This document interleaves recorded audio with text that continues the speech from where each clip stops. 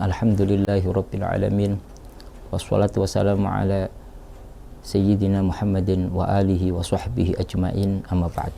Para pemirsa dimanapun Anda berada, di antara hal-hal yang penting yang harus kita ketahui dan menjadi perdebatan di tengah-tengah masyarakat kita, yang seharusnya tidak boleh diperdebatkan karena hal ini sudah selesai di kalangan para ulama-ulama kita.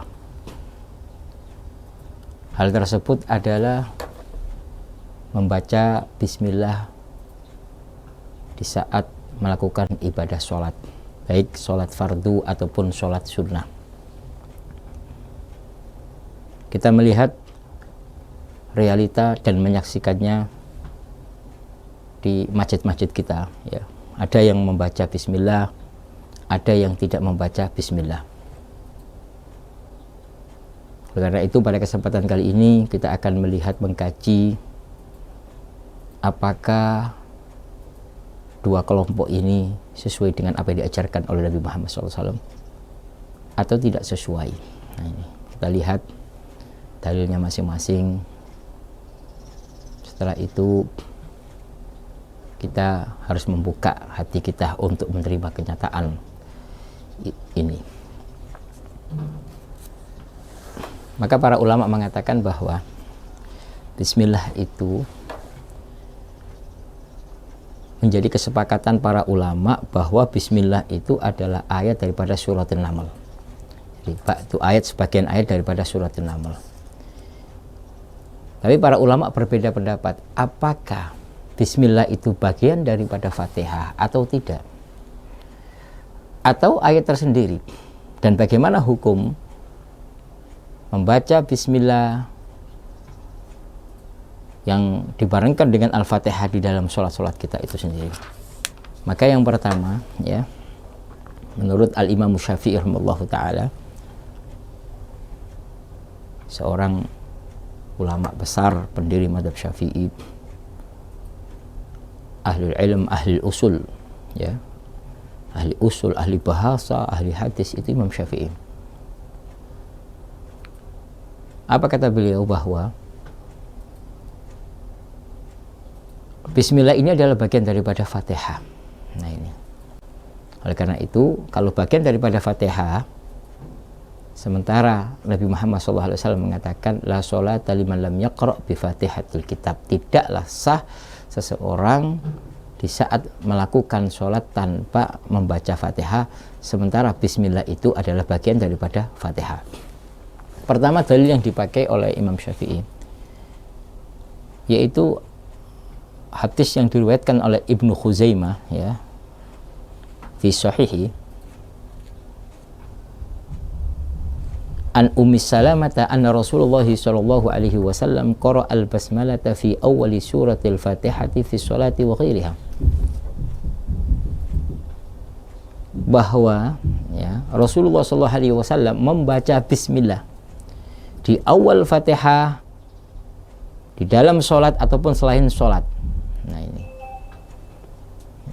ini tegas perkataan Ummu Salamah ini, ya, tegas riwayat Ummu Salamah ini tentang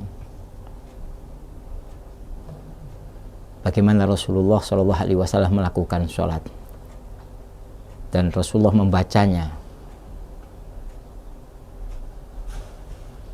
di awal Fatihah, baik di sholat ataupun di luar sholat. Kemudian hadis yang kedua, akhrajal Bukhari an Anas radhiyallahu anhu, diriwayatkan Imam Bukhari, ya, annahu su'ila an qiraati Rasulillah sallallahu alaihi wasallam, ditanya tentang bacaan Rasulullah sallallahu alaihi wasallam, faqal, maka sahabat Anas menjawab, kanat qiraatuhu maddan, bacaan Rasulullah SAW itu mat panjang. Tsumma qara'a bismillahirrahmanirrahim, alhamdulillahirabbil alamin, arrahmanirrahim, maliki yaumiddin, yamutu bismillah wa yamutur rahman wa yamutur rahim. memanjangkan bismillah, memanjangkan ar-Rahman, memanjangkan ar-Rahim. Wa qala Daruqutni isnaduhu sahih. Ini jelas Rasulullah SAW memulai bacaannya dengan Bismillahirrahmanirrahim. Atas dasar inilah beberapa ulama seperti Imam Syafi'i menegaskan bahwa Bismillah itu adalah bagian daripada Al-Fatihah, sehingga tidak sah jika seseorang melakukan sholat hanya membaca Fatihah tanpa membaca Bismillah. Berbeda dengan pendapatnya Imam Abu Hanifah, membaca Bismillah itu wajib dibaca tapi dipelankan, ya. Dan beliau tidak mengatakan bahwa Bismillah itu bagian daripada Fatihah, tapi ayat di setiap surat, ya, ayat tersendiri, ya, bukan bagian daripada Al-Fatihah. Nah, kemudian pendapat yang kedua, ya, yaitu pendapatnya Imam Malik, ya, yang mengatakan bahwa tidak disunnahkan, bahkan ada sebagian memakruhkan, ya, dimakruhkan membaca Bismillah, ya, di saat membaca Fatihah di dalam sholat. Nah, ini karena Imam Malik berpendapat bahwa Bismillah ini bukan daripada ayat, bukan bagian daripada Al-Fatihah. Kalau dalam surat An-Naml itu sepakat, bagian daripada ayat dalam surat An-Naml itu sepakat ulama. Tapi ayat tersendiri atau bagian daripada Fatihah, beliau berpendapat tidak bagian daripada Fatihah dan juga tidak ayat tersendiri. Apa dalil yang dipakai, ya, oleh pengikut Malikiyah ini, mazhab Malik ini, ya? Pertama, hadis yang diriwayatkan oleh Imam Muslim, ya. An Aisyah radhiyallahu anha qalat kana Rasulullah sallallahu alaihi wasallam yaftatihu sholata bit takbir wal qira'ata bilhamdulillahi rabbil alamin. Dari Siti Aisyah radhiyallahu anha berkata, salatnya Rasulullah sallallahu alaihi wasallam itu dimulai dengan takbir dan membaca alhamdulillahi rabbil alamin tanpa dimulai dengan bismillah. Nah, ini. Kemudian juga dalam hadis yang diriwayatkan Imam Bukhari Muslim, ya. An Anasin qala shallaitu khalfan Nabi sallallahu alaihi wasallam wa Abi Bakar wa Umar wa Uthman fakanu yastaftihuna bihamdillahi rabbil alamin. Dalam riwayat Muslim menggunakan lafaz la yadhkuruna bismillahirrahmanirrahim fi awwal qira'atin wala fi akhiriha. Anas mengatakan, sahabat Anas mengatakan, aku sholat di belakang Nabi Muhammad SAW, di belakang Sayyidina Abu Bakar, di belakang Umar, di belakang Uthman, dan mereka tidak membuka bacaannya dengan alhamdulillah. Mereka membuka bacaannya dengan alhamdulillahirabbil alamin. Artinya tidak dimulai dengan bismillah. Kalau bahasa riwayat Muslim, la yadhkuruna bismillahirrahmanirrahim, tidak menyebutkan bismillahirrahmanirrahim. Fi awwali suratin, fi awwali qiraatin, wala fi akhiriha. Baik di awal bacaan ataupun di akhir bacaan. Nah, ini dua pendapat, yang satu mengatakan wajib membaca Al-Fatihah, yang satu tidak, bahkan mengatakan bukan bagian daripada Al-Fatihah, ya, bahkan tidak termasuk ayat, ya, atau surat tersendiri, ya, kecuali dalam ayat dalam surat Naml. Nah, perbedaan ini berdasarkan dalil, ya. Imam Syafi'i tadi saya sebutkan dalilnya, Imam Malik saya sebutkan dalilnya, dan ini tidak mengurangi tidak mengurangi ulama yang berbeda pendapat. Jadi kalau seandainya Imam Syafi'i berbeda dengan Imam Malik, Imam Syafi'i tidak mengurangi Imam Malik, kemuliaan Imam Malik.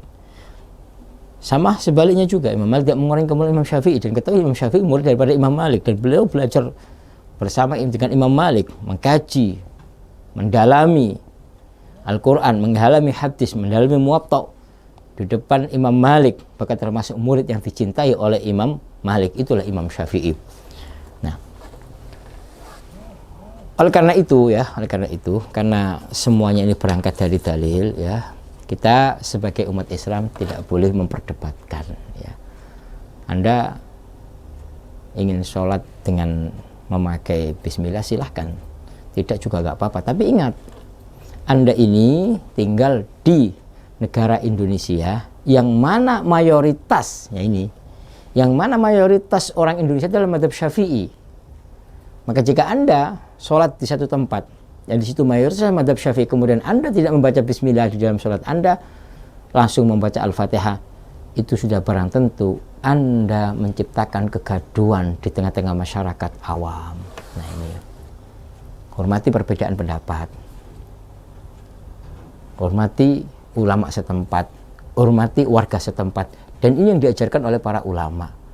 Berbeda kalau Anda sholat di Masjidil Haramil Makki ataupun Masjidil Haramil Madani. Jadi Masjidil Haram yang ada di Mekah ataupun di Madinah, mereka itu mengikuti mazhab Hambali. Jadi mereka membaca bismillah dengan pelan-pelan, ya, disunahkan pelan-pelan, tidak dikeraskan. Nah ini, ya Anda yang ngikutin mereka, gitu kan.